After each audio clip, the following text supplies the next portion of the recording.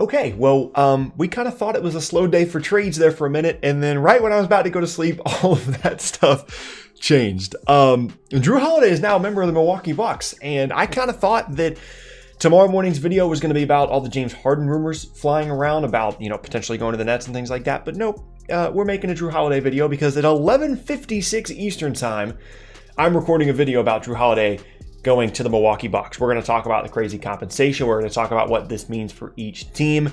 But all I can say, man, is I'm up, I'm excited, and I'm ready to talk about a really, really significant trade in the NBA. If you're looking for a place for consistent NBA content, I upload twice a day, every day, all throughout what is a shortened NBA offseason. And like I said, it's basically midnight where I am, and I'm up making content. So if you're looking for a place for consistent content, it doesn't get much better than this. I don't think anybody's going to have a quality Jrue Holiday video out sooner than I am. So consider subscribing if this is something that you're into.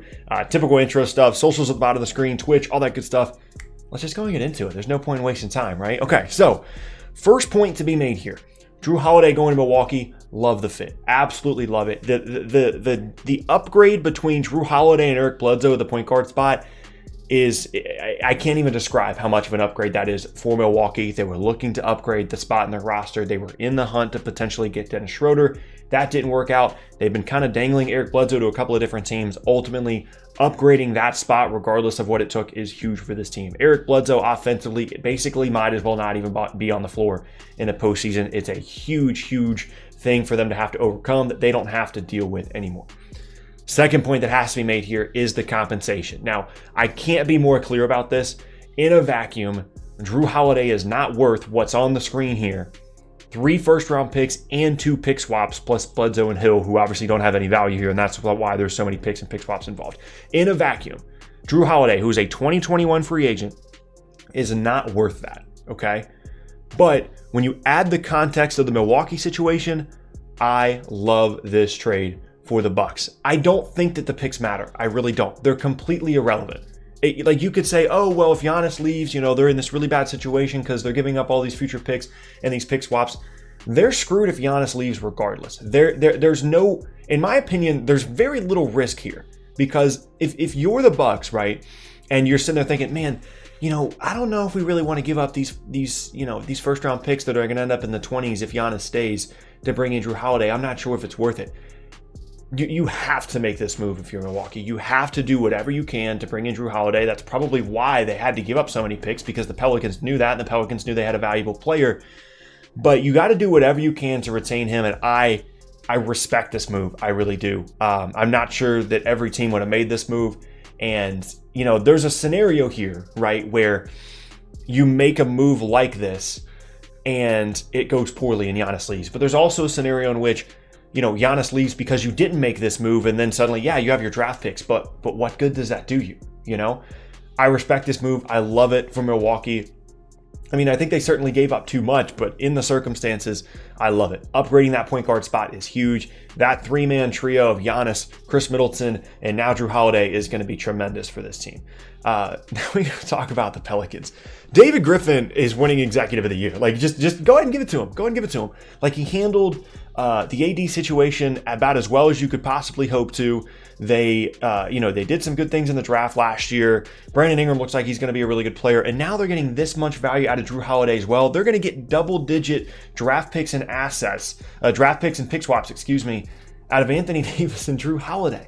They're not getting the young players, obviously, here that they did in the AD trade. But when you're just looking at draft compensation, it's a pretty similar package. Like, it's kind of ridiculous.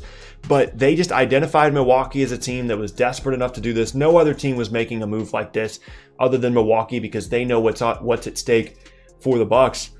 And I love this move for them as well. It sets them up so well for the future. Them and Oklahoma City are just jockeying back and forth for the team with the most future draft capital. We've never seen anything like this in the NBA, where teams are so willing to give up these future picks and these pick swaps in any kind of deal. Like, think about how many deals that we've had over the last, 16 months that have involved multiple first-round picks and pick swaps. We're talking about Chris Paul trade. We're talking about Anthony Davis, Paul George, adding Jrue Holiday now to the list, and there could be more with a potential James Harden trade coming up now as well. I love this trade for both sides. I really do. And I know that I've said that about both trade videos to this point, but it's for different reasons this time, right? I love getting the assets if you're New Orleans for a player in Jrue Holiday that probably isn't in their plans beyond next offseason as a result of just him being a free agent.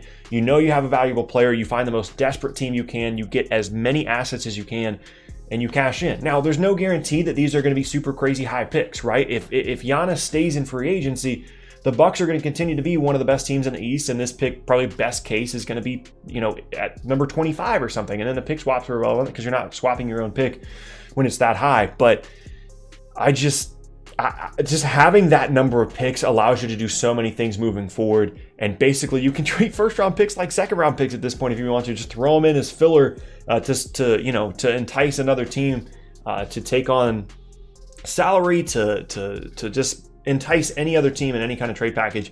Having that many first-round picks is huge for their flexibility and the versatility of this roster moving forward. So at the end of the day, I love it for both sides. And if you're a Bucks fan and you're nervous, I don't blame you. And I've been there before with the Nets thing, where you've got all these future picks going out, and it's like, if it goes wrong, we're screwed for the next 10 years. I've been there. Trust me, I know what that feeling's like, and it's a scary, scary thing.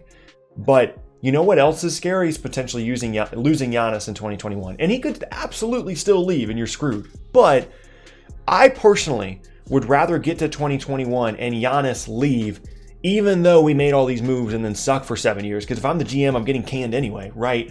I'd rather that scenario than get to 2021 and Giannis be like, you know what? I would have stayed if you guys had made more moves. You didn't show a commitment to winning, and that's why I'm leaving. It's not like you're the Lakers. It's not like, you're the Celtics or the Spurs, or a team that perennially continues to find success no matter what.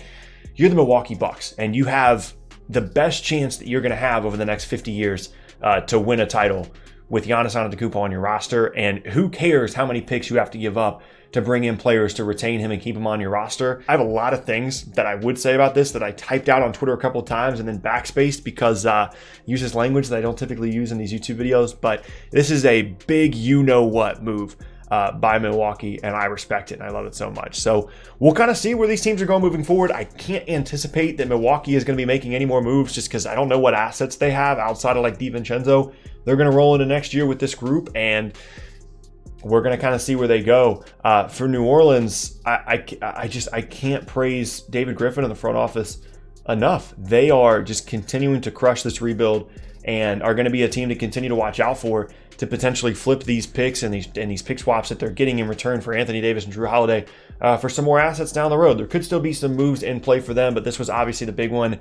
And there's just more stuff continuing to happen day after day, or hour by hour, I should say, in the NBA trade market at the moment. So those of you that thought, oh man, things are a little quiet, oh, it's just a Chris Paul trade, what else is going to happen? Well, this is what's going to happen. So Jrue Holiday, now a member of the Milwaukee Bucks, big shakeup there in the NBA, and I'm amped. I think it's just the beginning. I guess I'll make a James Harden video tomorrow unless something else crazy happens. There's some Rockets trade rumors as well to talk about there, but that's pretty much my take on the Holiday trade. I love it from both sides, and I really, really respect it from the perspective of Milwaukee. But that is going to be the end of this, I almost said today's video, this late night video. It's 12:05 a.m.